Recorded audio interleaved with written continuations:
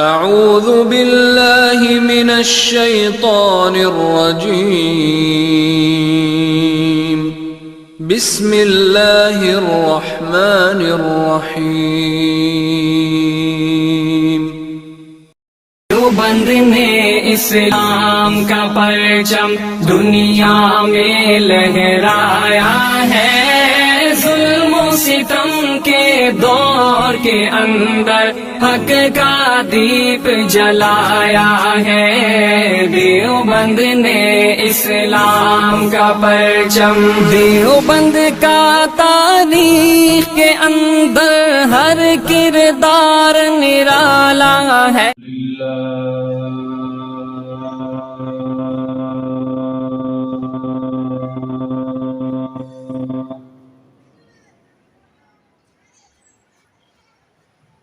الحمد لله وحده والصلاة والسلام على من لا نبي بعده، صاحب التاج والمعراج،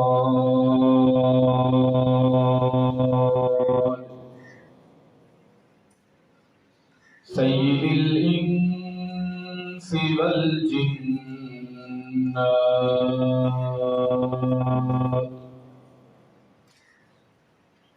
محبوب رب الأرض والسماوات،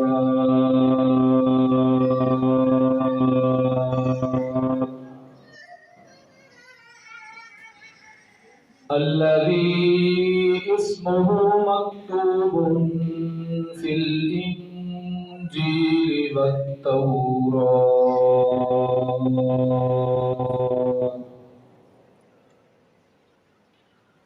أرسله الله تعالى بالحق بشيرا ونذيرا وداعيا إلى الله بإذنه وسراجا منيرا،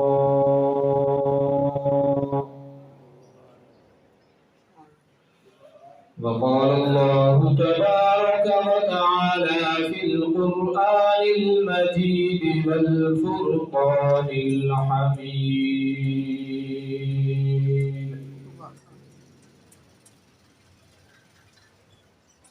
إن الذين قالوا ربنا الله ثم استقاموا تتنزل عليهم الملائكة ألا تخافوا ولا تحزنوا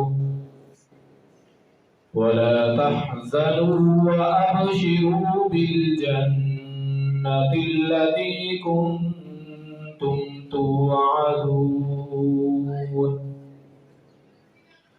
وقال الله تبارك وتعالى في القرآن المجيد والفرقان الحميد: فلما جاء أمرنا جعلنا عاليها سافلها وأمطرنا عليهم حجارة من سجيل منضود. صدق الله العظيم وصدق رسوله النبي الكريم، ونحن على ذلك لمن الشاهدين والشاكرين، والحمد لله رب العالمين.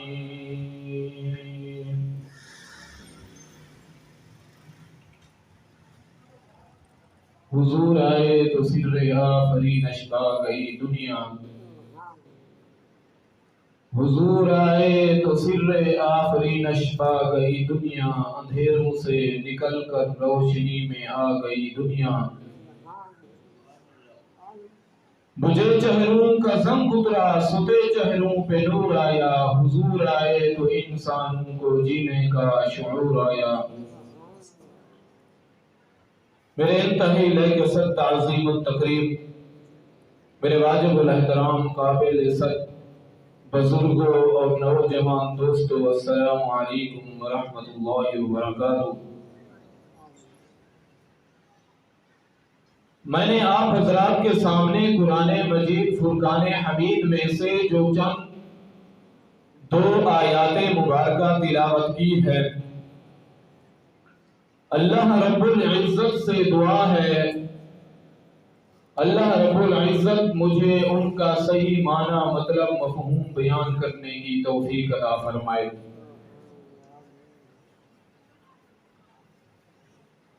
میرے محترم دوستو، جیسا کہ تمام حضرات کے علم کے اندر ہے، تمام حضرات اس بات کو جانتے ہیں، ہمارا ملک پاکستان جو لا الہ الا اللہ محمد الرسول اللہ کے لیے بنا ہے، ہم نعرے لگاتے ہیں لا الہ الا اللہ کا مطلب کیا، پاکستان کا مطلب کیا، لا الہ الا اللہ، لا الہ الا اللہ۔ مقصد تو لا الہ الا اللہ ہے، لیکن اس ملک کے اندر جو کام ہو رہے ہیں وہ لا الہ الا اللہ سے ہٹ کر ہو رہے ہیں۔ آپ سب جانتے ہیں، جیسا کہ آج کے دور کے اندر کچھ دن پہلے ایک جنس پرستی کا ایک بل پیش ہوا ہے۔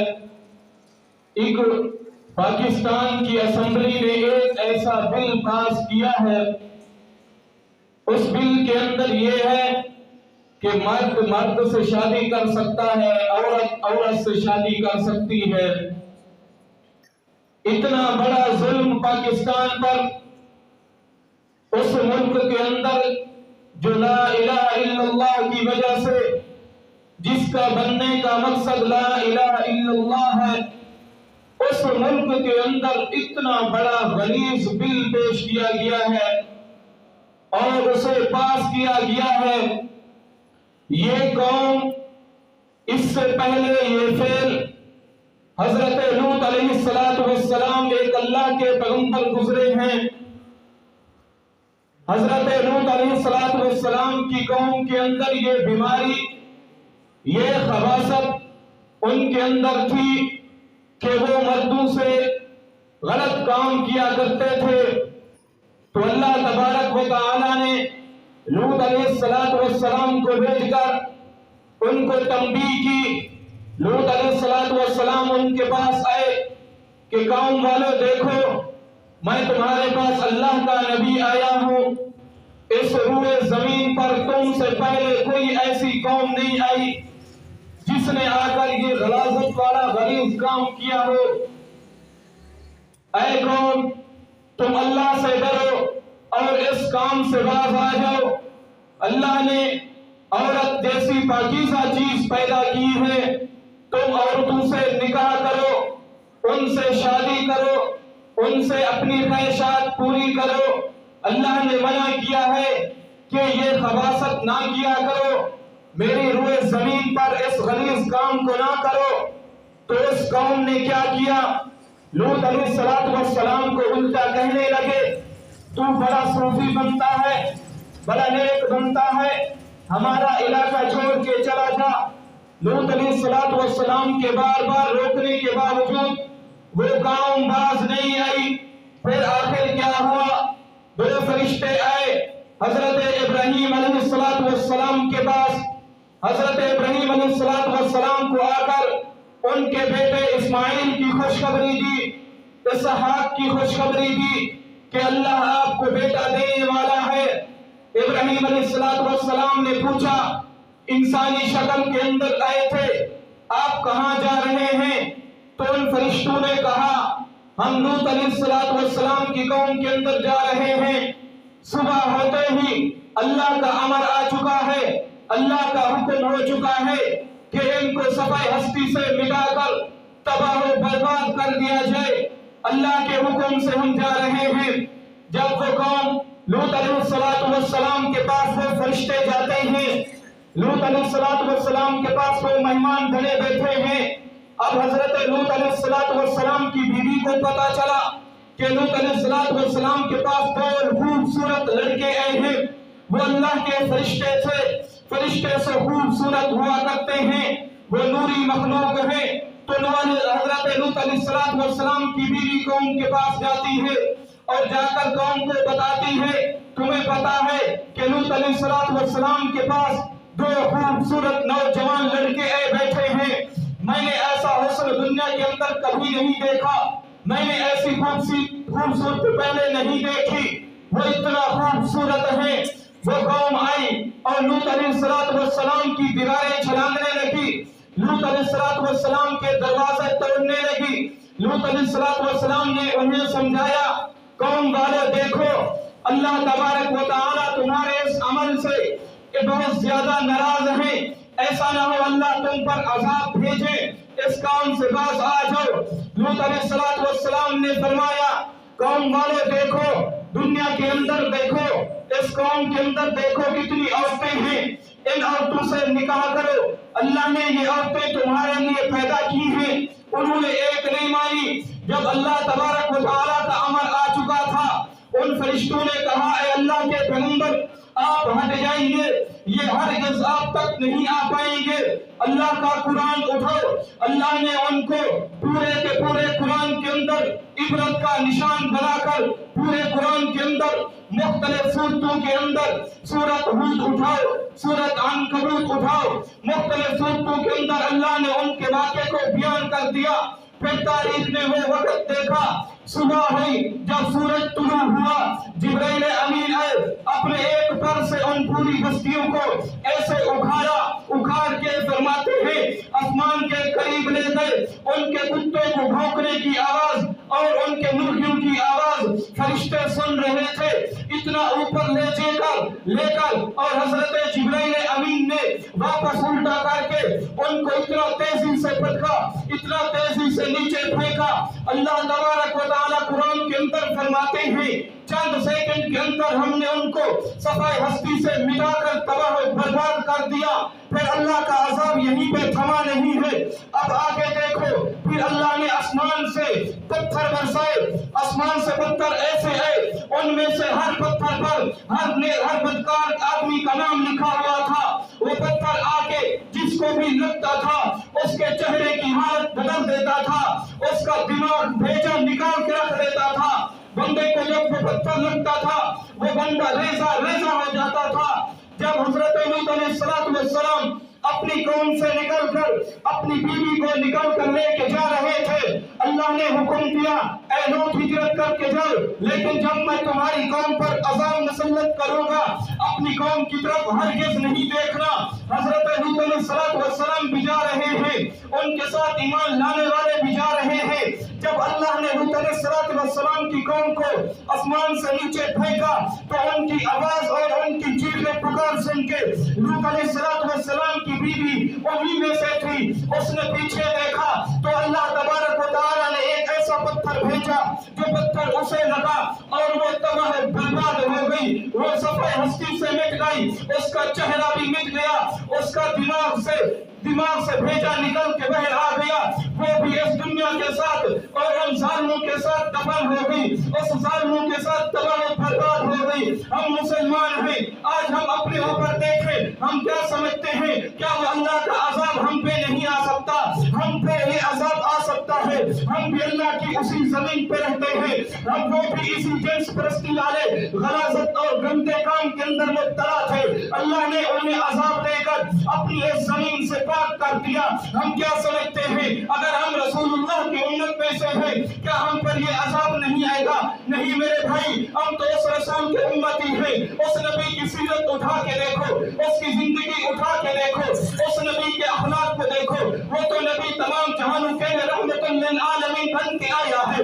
میں آئیے دکھاتا ہوں، آج جو ہم نمازی بنے پھرتے ہیں، حاجی بنے پھرتے ہیں، آج ہم جنت کے ٹھیکیدار بنے پھرتے ہیں اور اس ملک کے اندر پھرتے ہیں جو لا الہ الا اللہ کے کلمہ پہ بنایا گیا ہے، جو لا الہ الا اللہ کے مقصد کے لیے بنایا گیا ہے، اس ملک کے اندر جنس پرستی کا بل پاس ہوتا ہے، نہ مجھے تکلیف ہوتی ہے، نہ کسی ملا کو تکلیف ہوتی ہے، نہ کسی تاجر کو تکلیف ہوتی ہے، نہ کسی ڈاکٹر کو تکلیف ہوتی ہے، نہ کسی انجینئر کو تکلیف ہوتی ہے، کسی طبقے کو کوئی تکلیف نہیں ہوتی۔ میرے بھائیو، ہم نے کیا سوچا کیا یہ عذاب ہم پہ نہیں آ سکتا؟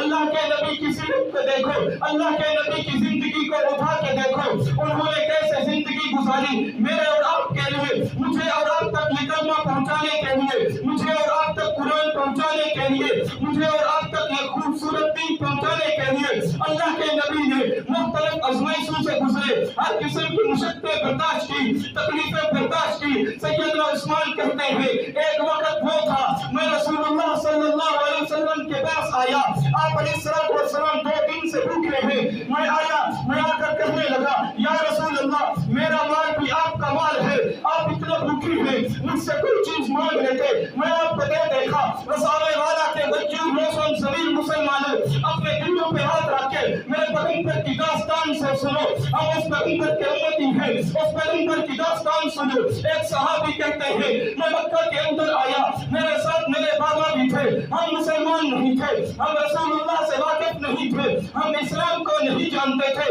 ہم مکہ کے شہر کے اندر کوئی چیز خریدنے آئے، جب ہم مکہ کے اندر آتے ہیں ہم نے دیکھا سارے کے سارے قبائل کے لوگ جمع ہیں، ایک بہت بڑا گراؤنڈ ہے، ایک بڑا میدان ہے، اس کے اندر ایک آدمی کو مارا جا رہا ہے۔ جب ہم اس کے پاس آئے ہم نے دیکھا محمد رسول اللہ صلی اللہ علیہ وسلم کو ساری قومیں مل کر مار رہی ہیں، آپ زمین پر پڑے ہوئے ہیں۔ اتنی دیر گزری، ایک عورت پہاڑ پہ چڑھی، وہ پہاڑ پہ چڑھ کے آواز دیتی ہے اے زینب تو کہاں چلی گئی؟ تیرے ابا کو لوگوں نے ہلاک کر دیا، تیرے ابا کو لوگوں نے مار دیا۔ حضرت زینب کہتی ہے میں نے پانی کا گھڑا اٹھایا، میں دوڑ کے آئی، میں نے کہا روزانہ لوگ میرے ابا کو مارتے ہیں، میرے ابا کو پیاس لگی ہوگی۔ حضرت زینب کہتی ہے میں گھڑا اٹھا کے دوڑنے لگی، جب میں دوڑ کے ان لوگوں کے پاس آئی میں ابا کو لپٹ گئی۔ بے کعبہ کی قسم تاریخ کہتی ہے، علماء لکھتے ہیں، تاریخ کہتی ہے سیدہ زینب رضی اللہ تعالیٰ عنہ کے کنگھا کے کپڑے بھی حضور کے خون سے تر ہو گئے، حضور کے خون سے لہو لہان ہو گئے، حضور کو اتنا خون بہ رہا تھا۔ حضرت زینب کہتی ہے میں ابا سے لپٹ گئی، میں ان لوگوں سے کہنے لگی میرے ابا کو کیوں مارتے ہو؟ مجھے بتاؤ اگر میرے ابا نے تمہارا کوئی قرض دینا ہے تو رقیہ تمہاری چکیاں پیس پیس کر تمہاری مزدوریاں کر کر کے اپنے ابا کا قرض ادا کر دے گی۔ مجھے بتاؤ تو صحیح میرے ابا کا گناہ کیا ہے؟ کس وجہ سے میرے ابا کو مارتے ہو؟ کس گناہ کی میرے ابا کو سزا دیتے ہو؟ مجھے کچھ بتاؤ تو صحیح۔ حضرت زینب کہتی ہے ان لوگوں کو شرم آئی کہ ایک عورت یہ جملے کہہ رہی ہے، انہوں نے میرے ابا کو چھوڑا، میں نے وہ جو مٹکا رکھا ہوا تھا، میں نے جو وہ پانی کا مشکیزہ رکھا ہوا تھا، حضور اٹھے اور حضور اٹھ کر اس پانی کے مشکیزے سے ایک کلی کے ایک پانی تھوڑا سا منہ کے اندر لیتے ہیں، جب کلی کرتے ہیں میرے جسم سے جان نکل جاتی ہے۔ میں نے دیکھا میرے ابا کے منہ سے لہو کے فوارے نکل رہے ہیں، میرے ابا کے دانت زخمی ہو چکے ہیں، میرے ابا کا چہرہ جسے اللہ نے بس دعا کی قسمیں اٹھائی وہ بھی زخمی ہو چکا ہے، وہ جو زلفیں جنہیں اللہ نے قرآن کے اندر واللیل کہا وہ بھی ساری بکھری ہوئی ہے، جس سینے کو اللہ نے قرآن کے اندر الم نشرح لک صدرک کہہ کر قسمیں اٹھائی وہ سینہ بھی زخمی ہو چکا ہے، وہ آنکھیں بھی زخمی ہو چکی ہیں، جس آنکھوں کی اللہ نے قرآن کے اندر ما زاغ البصر وما طغى کہہ کر قسمیں اٹھائی وہ آنکھیں بھی زخمی ہو چکی ہیں۔ اللہ نے اپنے پیارے پیغمبر کو ایک ایک ادا کو قرآن کے اندر ذکر کر دیا۔ آج وہی پیغمبر مکہ کی دھرتی پر زخمی پڑا ہے، خون میں لت پت پڑا ہے۔ حضرت زینب کہتی ہے میرے ابا نے جب پانی اٹھایا اور اپنے منہ کے اندر لیا اور کلی کی میرے ابا کے منہ سے سارا خون نکلا۔ میں نے ابا سے پوچھا ابا یہ آپ کو کیوں مارتے ہیں؟ تو حضور صلی اللہ علیہ وسلم نے فرمایا اے میری پیاری بیٹی میں کیا کروں، وانذر عشیرتک الاقربین، مجھے میرے اللہ کا حکم ہوا ہے، میں نے تجھے نبوت دی ہے، میں نے تجھے مقام دیا ہے، میں نے تجھے تمام انبیاء میں سے اے پیارے حبیب افضل چنا ہے، میں نے تجھے اور تیرے آنے کے لیے اس پوری کائنات کو خوبصورتی بخشی ہے، اس پوری کائنات کو میں نے پیارا بنایا ہے، میں نے اس پوری کائنات کے اندر اندر آسمان و زمین کو پیدا کر دیا، اس پوری کائنات کے اندر سورج اور چاند کو پیدا کر دیا۔ اے پیارے پیغمبر، میں نے آپ کے لیے پوری کائنات کو سجایا، آپ کے میں نے ایک ذمہ کام لگایا ہے۔ آپ کا کام یہ ہے کہ لوگوں کو دعوت دو، لا الہ الا اللہ کی طرف بلاؤ، لوگوں کو کہو ایک اللہ کی عبادت کرو، لوگوں کو کہو کہ اس اللہ کے ڈرو اور اس کی عبادت کرو، اس کے علاوہ کسی اور کے سامنے نہ جھکو۔ میں آپ کو اے زینب، میں کفار مکہ کو، آپ کا ابائن کو اللہ کا وہ قرآن سناتا ہے جسے اللہ نے مجھے دیا ہے، مجھے اللہ نے فرمایا ہے اے میرے پیارے پیغمبر ان سے مار کھاتے جاؤ اور میرا قرآن سناتے جاؤ۔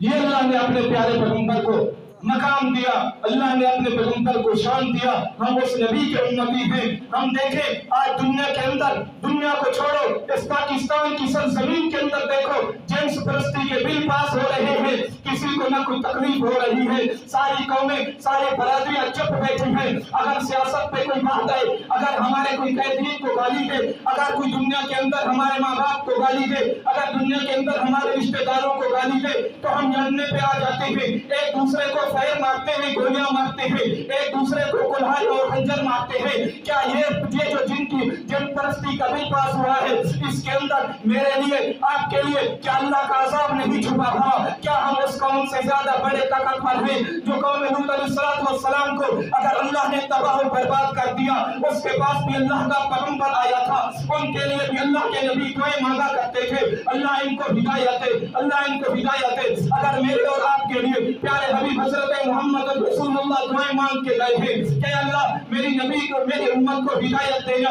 میری امت پر کبھی عذاب نہ بھیجنا، کیا ہم اس بھول کے اندر پڑے ہوئے ہیں؟ ہمیں اس نبی کی دعا کی وجہ سے ہم پر عذاب نہیں آئے گا تو میرے بھائی یہ غلط فہمی ہے۔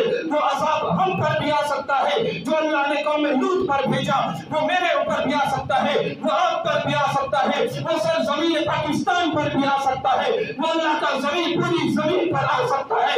اللہ اگر اپنا عذاب دینا چاہے تو اس سے پہلے بہتر ہے کہ اللہ ہم پر عذاب بھیجے۔ اللہ کے سامنے رو، اللہ کے سامنے گر گرا کے مانگو، اللہ سے توبہ کرو، اے اللہ ہم توبہ کرتے ہیں، یہ جو بل پاس ہوا ہے اے اللہ یہ بل پاس کرنے والوں کو، بل پاس کرانے والوں کو تباہ و برباد فرما، اے اللہ قیامت کی صبح تک آنے والی نسلوں کے لیے عبرت کا نشان بنا، جو آپ کی شریعت کو اور آپ کے قرآن کو اور آپ کے نبی کے دین کو چھیڑنے کی کوشش کرے۔ اللہ اگر وہ یورپ ہے، اگر وہ امریکہ میں بیٹھنے والے کتے ہیں، اگر وہ امریکہ کے جاسوس پاکستان میں رہنے والے ہیں، اے اللہ اگر وہ کسی سرزمین سے تعلق رکھتے ہیں، چاہے وہ پاکستان سے تعلق رکھتے ہیں، چاہے وہ غیر مسلم ہیں، چاہے جو بھی ہے، اللہ جو تیرے نبی کی شریعت کو مٹانا چاہے، اللہ جو تیرے نبی کی قرآن کو مٹانا چاہے، اللہ ہم بھی یہ دعا کرتے ہیں رب کعبہ کی قسم، اے اللہ تجھے تیرے اس پیارے حبیب کا صدقہ، تجھے تیرے اس پیارے نبی کا واسطہ جو تیرے نبی کی شریعت کو مٹانا چاہتے ہیں، اے اللہ ان کو ہمیشہ ہمیشہ کے لیے تباہ و برباد کر دے۔ اونچی آمین کہو، اونچی کہو آمین۔ اتنا بڑا عبرت کا مقام ہمارا ملک پاکستان، لا الہ الا اللہ کے بننے والا، اس ملک کے اندر جن پرستی کے بل پاس ہو، ہم کدھر سو گئے؟ حضور نبی پاک صلی اللہ علیہ وسلم کی شریعت کو رنگا جا رہا ہے، نہ کسی تاجر کو تکلیف ہے، نہ کسی ڈاکٹر پروفیسر کو تکلیف ہے، نہ کسی مولوی کو تکلیف ہے، کسی کو کوئی تکلیف ہی نہیں، حضور کی شریعت کو بگاڑا جا رہا ہے۔ اس پیغمبر کو دیکھو، صدیق اکبر کہتے ہیں میں گھر کے اندر بیٹھا ہوا تھا، شور آنے لگا، میں جب مکہ کی گلیوں میں باہر نکلا، میں جب مسجد حرم میں پہنچا، میں کیا دیکھتا ہوں، میں نے سوچا قبیلے کے لوگ آپس میں جمع ہیں، وہ آپس میں لڑتے ہی رہتے ہیں، یہ آپس میں لڑ رہے ہیں۔ میں جب آگے ہوا، میں نے دیکھا رسول اللہ صلی اللہ علیہ وسلم کو سارے لوگ مل کے مار رہے ہیں۔ میں نے پھر وہ دیکھا، میں لوگوں کے پاس گیا، میں نے لوگوں کو منع کیا، اس کو کیوں مارتے ہو؟ اتقتلون رجلا ان یقول ربی اللہ، یہ کہتا ہے اسے اللہ کی عبادت کرو، تمہیں وہ بتوں سے روکتا ہے اس لیے اس نبی کو مارتے ہو۔ حضرت ابوبکر فرماتے ہیں مسالے والا کے بچوں مسلمانوں اپنے دلوں پہ ہاتھ رکھ کے میری اس بات کو ذہن نشین کرنا، میرے اس جملے کو اپنے دلوں میں جگہ دینا۔ صدیق اکبر फरमाते हैं जब मैं करीब हुआ मैंने देखा एक वक्त आगे बढ़ता है اور اس نے اپنی پگڑی دی اور اس نے اپنے کپڑا لیا, اس نے رسول اللہ کی گردن میں کپڑا ڈالا, اس نے رسول اللہ کی گردن میں کپڑا ڈال کر اتنے بل دیے. میں نے اپنی آنکھوں سے دیکھا رسول اللہ کی وہ آنکھیں جسے اللہ نے قسم کھلا کر ما زاغ البصر وما طغى قرآن کے اندر کہا. میں نے ان آنکھوں کو دیکھا, ان آنکھوں کو میں نے ایسے دیکھا جب وہ بل دیتا تھا تو رسول اللہ کی آنکھیں ایسے لگتا تھا جیسے باہر نکلنے والی ہے. یہ ظلم رسول اللہ کے ساتھ ہوا.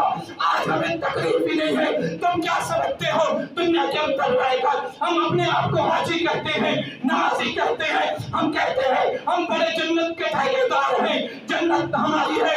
اور پوری تاریخ کو اٹھا کر دیکھو, رسول اللہ کا زمانہ دیکھو, آپ کے صحابہ کا زمانہ دیکھو, اولیاء اللہ کا زمانہ دیکھو. اس کلمہ کے پیچھے, اس قرآن کے پیچھے, اس قرآن کے یہاں تک آنے تک کتنا قربانیاں ہوئی ہے.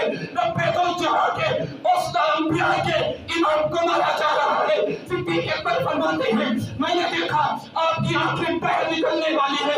میں رونے لگا, میں نے کہا ظالمو اس انبیاء کے امام کو تم اس لیے مارتے ہو, یہ تمہیں کہتا ہے اس اللہ کی عبادت کرو, اس کو وحدہ لا شریک مانو, اور یہ تمہیں اللہ کا قرآن سناتا ہے.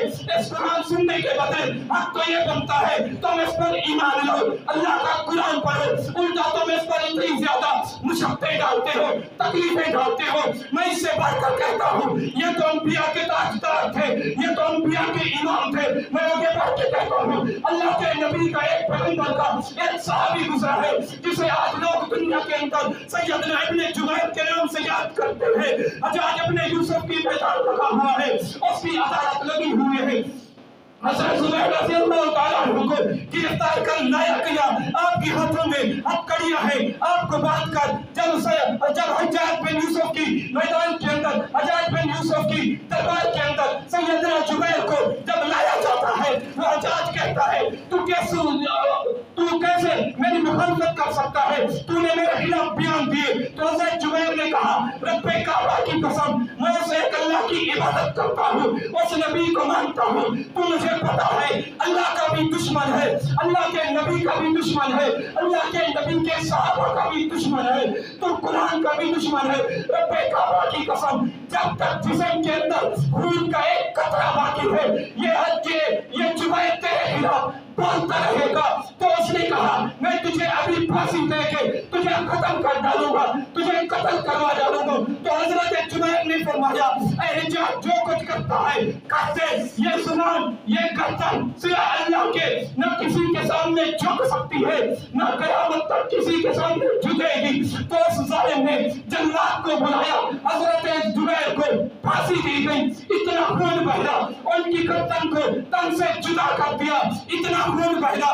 تو اس کے اندر تاریخ لکھتی ہے, تاریخ بتاتی ہے جب اس کی منبر کے اندر جب اس کی وہ کرسی جو رکھی ہوئی تھی اس کے اندر حضرت زبیر کا خون گیا, اس نے بڑے بڑے ڈاکٹر بلائے, بڑے بڑے حکیم بلائے, اور مجھے بتاؤ میں نے 18,000 لوگوں کو قتل کروایا ہے, میں نے کسی بندے کے اندر اتنا خون نہیں دیکھا, اس کا اتنا خون کیوں نکل رہا ہے مجھے بتاؤ. حکیم بھی بتائے, ڈاکٹر بھی بتائے, وہ سارے لوگ جمع ہو گئے. جب انہوں نے سرچ کیا انہوں نے دیکھا, انہوں نے کہا اے بادشاہ, اے وقت کے خلیفہ, تو نے جتنے لوگوں کو قتل کیا ان کے دل کے اندر تیرا اتنا خوف تھا, تیرا اتنا ڈر تھا, تیرے ڈر کی وجہ سے مرنے سے پہلے ان کے جسم کا خون خشک ہو جایا کرتا تھا.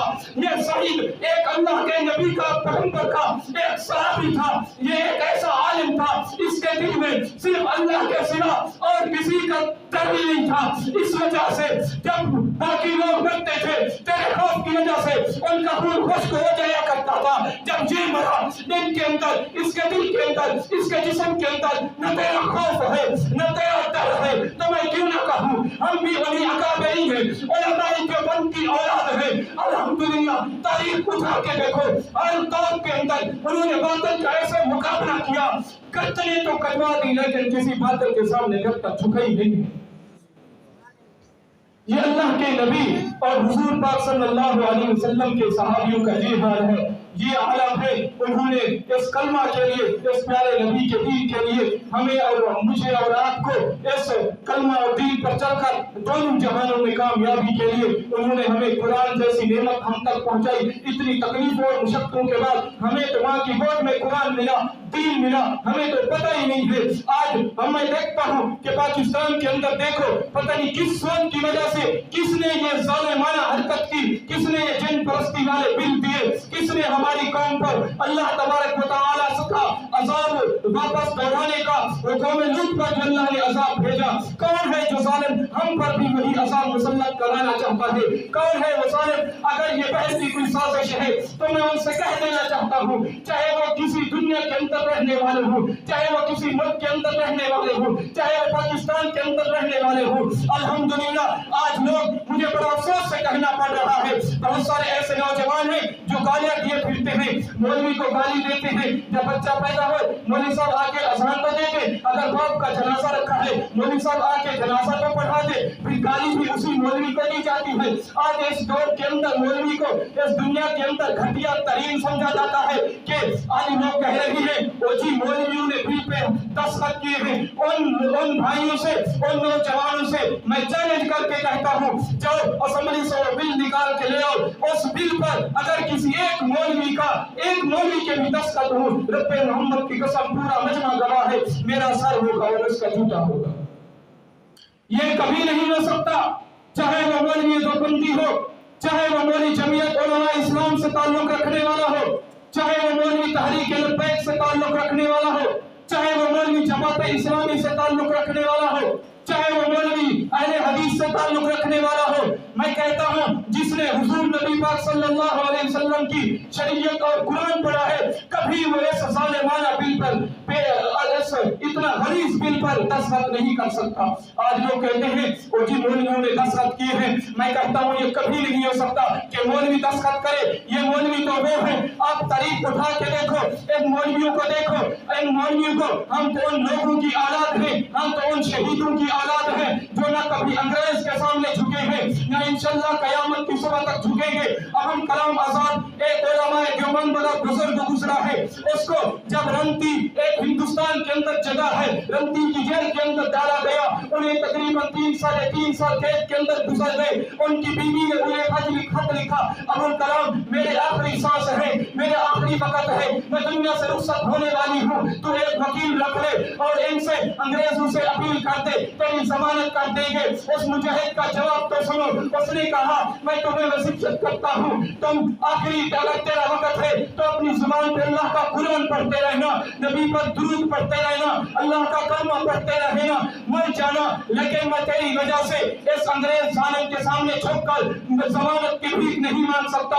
ہم ان اکابرین علماء دیوبند سے تعلق رکھتے ہیں، میں اس سے بڑھ کر کہتا ہوں میرے پاس اتنا وقت نہیں ہے۔ انگریز نے بڑی سازش کی کہ کسی طرح مسلمانوں کو ختم کیا جائے، کسی طرح ان کو تباہ و برباد کیا جائے۔ جب وہ سارے ایک میٹنگ پہ جمع ہوئے، انہیں یہ نظر آیا جب تک یہ مدارس باقی ہیں، جب تک یہ مولوی تعلیم باقی ہے، تب تک ہم ان مسلمانوں کو پست نہیں کر سکتے، تب تک ہم ان کو شکست نہیں دے سکتے۔ تو پھر کیا کیا جائے؟ ان مولویوں کو ختم کیا جائے، ان کو سیاست سے نکالا جائے، ان کے مدارس کو ختم کیا جائے۔ تو یہ کیسے ہوگا؟ پھر انہوں نے مختلف قسم کے پروپیگنڈے چلے، انہوں نے قادیانیوں کو اٹھایا کہ تم پاکستان کے اندر جاؤ اور مسئلہ ختم نبوت کو اٹھاؤ، اور مرزا قادیانی خبیث کو ختم نبوت پر ڈاکہ ڈالنے کا کہا کہ ختم نبوت پر اس خبیث نے آ کے ڈاکہ ڈالا کہ میں اللہ کا نبی ہوں، مجھ پر وحی اترتی ہے، مجھے بھی نبی مانو۔ تو ان اکابرین علماء دیوبند نے الحمدللہ ہر محاذ پر ہر باطل کو شکست دی ہے۔ تو اس وقت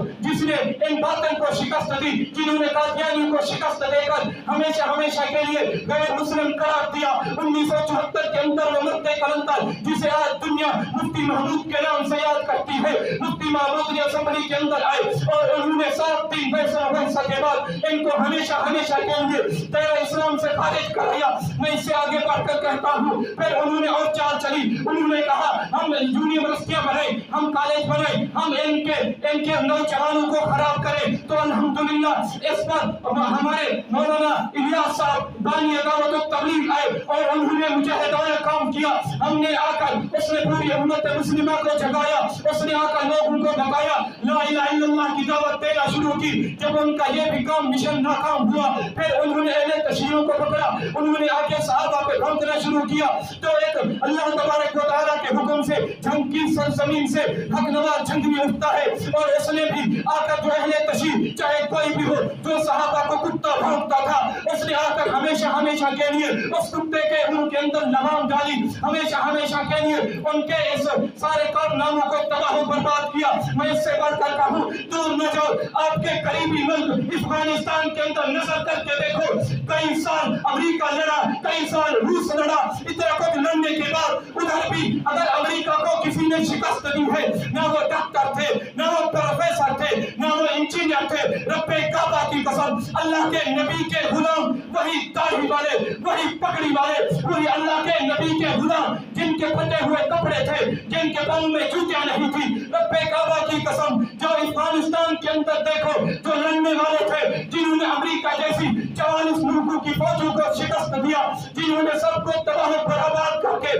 ناکام و نامراد کر کے واپس دوڑایا, وہ بھی اللہ کے نبی کے یہ غلامی تھے. آج ہم اسی مولوی کو گالی دیتے پھرتے ہیں. میرے بھائی نہیں, قبر کے اندر میں بھی اکیلا جاؤں گا, آپ بھی اکیلے جائیں گے, کسی کے ساتھ قبر کے اندر کوئی نہیں جائے گا. اس قبر کی سختی کو یاد کرو. میں آخری بات کر کے ختم کرتا ہوں. عیسیٰ علیہ السلام اللہ کے آخری, اللہ کے بڑے برگزیدہ پیغمبر ہے. عیسیٰ علیہ السلام اللہ نے انہیں معجزے جیسی نعمت عطا کی. عیسیٰ علیہ السلام مردوں کو زندہ کر دیا کرتے تھے. کچھ نوجوان تماشائی آگے آئے اور آ کر کہنے لگے عیسیٰ تو اللہ کا نبی بن کے آیا ہے, تیرے پاس یہ معجزہ ہے, تو لوگوں کو زندہ کرتا ہے, ہم آپ کو ایک قبر بتاتے ہیں, تو نئے مردوں کو زندہ کر رہا ہے. اس مردے کو, یہ جو کافی پرانی قبر ہے, اس کو زندہ کر کے دکھا, ہم آپ کو نبی مانیں گے. جب حضرت عیسیٰ علیہ السلام جاتے ہیں, تاریخ کی کتابیں کہتی ہیں عیسیٰ علیہ السلام نے قبر پہ کھڑے ہو کر کہا کن باذن اللہ, اللہ کے حکم سے اے زندہ ہو جا. وہ مردہ زندہ ہوا. جب وہ نوجوان پیر نکلا تو اس کا نام سام تھا, وہ حضرت علیہ السلام کا بیٹا تھا. اس نے حضرت عیسیٰ علیہ السلام نے پوچھا اللہ نے ملاقات تو کرا دی, مجھے بتا تو صحیح, موت کے بارے میں بتا, قبر کے بارے میں بتا, قبر کا اندھیرا تو بتا, قبر میں اللہ حشر کیا کرتے ہیں یہ تو بتا. وہ رونے لگا, وہ رو کر کہنے لگا عیسیٰ میں کیا بتاؤں, تو مجھ سے قبر کے اندھیرے کا پوچھتا ہے, تو مجھ سے قبر کے اندر جاتے وقت اس وقت جو عذاب ہے اس کے بارے میں پوچھتا ہے. میں اس سے پہلے آپ کو بتاتا ہوں, میں اس سے پہلے آپ کو یہ خبر دیتا ہوں, جس وقت بندے پر موت آتی ہے اللہ قرآن کے اندر بھی فرماتے ہیں اس موت سے پناہ مانگ. اس نے کہا جب میرے اوپر موت آئی تو میرا منہ ایسا کڑوا ہوا, رب محمد کی قسم کئی سال گزر گئے ہیں ابھی تک میرے منہ سے وہ موت کے اثرات نہیں جا رہے. بھائی موت کوئی امیر ہے غریب ہے, میں سب سے معذرت کہہ کے کہتا ہوں, میں کسی کو نشانہ کر کے نہیں کہہ رہا, میں سب کو کہہ رہا ہوں رب کعبہ کی قسم ہم اپنی قبر کو سامنے رکھ کے مجھے بتاؤ علماء کو, مولویوں کو تو ہم گالی دیتے ہیں, کبھی ہم نے مولوی کو ووٹ دیا ہے, کبھی نہیں دیا. ووٹ دینا ہم گوارا نہیں سمجھتے, ووٹ دوسروں کو دیں گے اور اسمبلی کے اندر جو کام ہو وہ مولوی جانے, ہم کا کام جانے. اور دوسری بات مجھے بتاؤ اپنے دلوں پہ ہاتھ رکھ کے, کیا وہ جو اسمبلی کے اندر بیٹھنے والے چند ملا ہیں کیا وہ مسلمان ہیں؟ ہم مسلمان نہیں ہیں, ہم پر نہیں یہ لازم بنتا. اگر وہ نہیں بولے ہم نکلے اپنے قیدین کے لیے, اپنے لیے, تو ہم گھروں سے باہر نکلتے ہیں. کیا اس بل کے لیے ہم نہیں نکل سکتے؟ صرف مولویوں کو گالی دینا, مولوی اس چیز کے صرف ٹھیکیدار ہیں. میرے بھائی ایسا نہیں کریں, ہر کسی نے اپنی قبر میں خود جانا ہے تو ہر کوئی مجھے یا کوئی ایسے بندے 5 آدمی کھڑے ہو کے بتا دیں کہ جب سے یہ بل پاس ہوا ہے ہم نے رات کو اٹھ کر تہجد میں اللہ سے رو کر دعا مانگی ہے, کبھی مانگی ہے؟ میں نے خود نہیں مانگی. مجھے بتاؤ اس طرح کے ہم نے اللہ سے توبہ کی ہے؟ نہیں کی. بس صرف زبان سے باتیں کر سکتے ہیں، گالی نکال سکتے ہیں، غلط کہہ سکتے ہیں۔ میرے بھائیوں، سب سے میں ہاتھ جوڑ کر التماس اور اپیل کر رہا ہوں، اللہ کے سامنے رو کر مانگیے، کہیں ایسا نہ ہو اس کی وجہ سے جو لوط علیہ السلام کی قوم پر اللہ کا عذاب آیا تھا، آج وہ عذاب ہم پر نہ آ جائے۔ تو اس کی وجہ سے ہم سب کو چاہیے مل کے اللہ سے توبہ کریں اور اللہ سے دعا کرتے رہیں۔ تو اللہ سے دعا ہے اللہ پاک ہم سب کو اس بل کی زیادہ سے زیادہ مذمت کر کے اور اس بل کو لانے والے اور اس کو پاس کرنے والے سب کو تباہ و برباد کرے۔ اللہ پاک ہم سب کو جب تک زندہ رکھے، دین اسلام پر زندہ رکھے، اور جب موت ہے تو کلمہ لا الہ الا اللہ والی موت نصیب فرمائے۔